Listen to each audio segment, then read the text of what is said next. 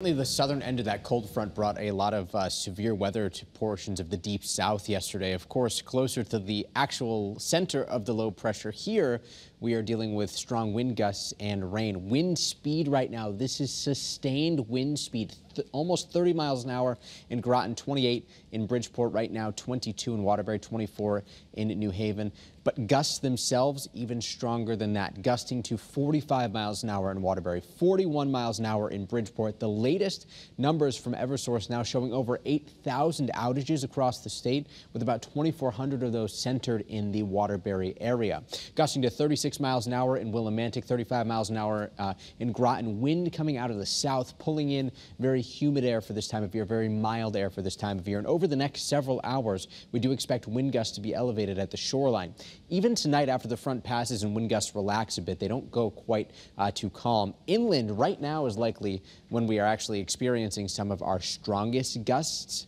And then overnight tonight, gusts will be more in like the 15 to 25-mile-an-hour range. So still breezy, certainly, but not strong and gusty like right now. Here's a live look at Windsor Locks. I was just reading through some tweets about people trying to land at Bradley. Seems that the pilots there certainly have a lot on their hands coming in. 56 degrees, wind out of the south at 24 miles an hour. And we've had people sending us in reports, various reports across the state of just not great conditions outside, wind gusts picking up, as well as a lot of rain falling, making it difficult to travel on the roads. 55 degrees, our Waterbury ICAM shaking right now. Wind coming out of the south at 25 miles an hour. And here's a live look over Hartford, 57 degrees, wind out of the south at 18 miles an hour. Even this camera shaking a bit. And a live look in Middletown right now. Route 9 starting to slow down, expecting hour-by-hour forecast improvements as we get closer to about 8 or 9 o'clock tonight. You can download the WFSB weather app. It's free. The radar on it will let you track these showers from the palm of your hand. Our early morning weather alert does continue for the remainder of the evening.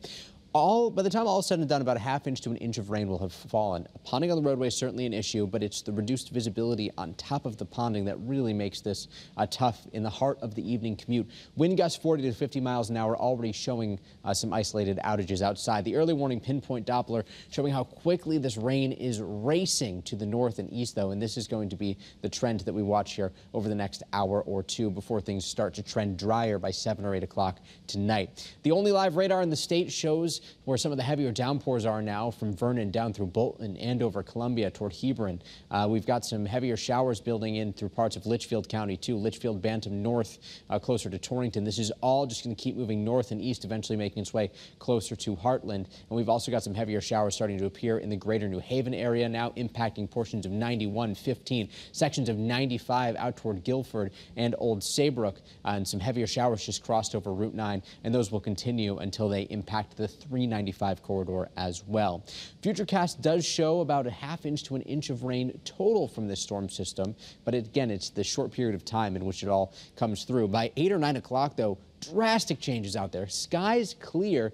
Winds don't go calm tonight, but we do expect sunshine to start the day off tomorrow, and maybe just a stray flurry, especially across the northwest hills. After that, things trend gusty. Wind gusts will pick right back up tomorrow. Not quite as strong as right now, coming out of the west-northwest between about 25 to 35 miles an hour, making it feel more like the 20s and 30s outside. Futurecast for wind chill shows temperatures tomorrow going to feel much different than what we are dealing with today, certainly. And then we do it all again this weekend. We'll be tracking another cold front as it swings through. This one looks like it could bring a little bit more wind, not quite as windy as today, as well as some more rain, although maybe not quite as much as what we are experiencing right now. It also means milder weather back. 55 inland Saturday, 58 at the shoreline. By the time we get to Monday, we do trend drier, and we are tracking a few more showers for Tuesday of next week. All right.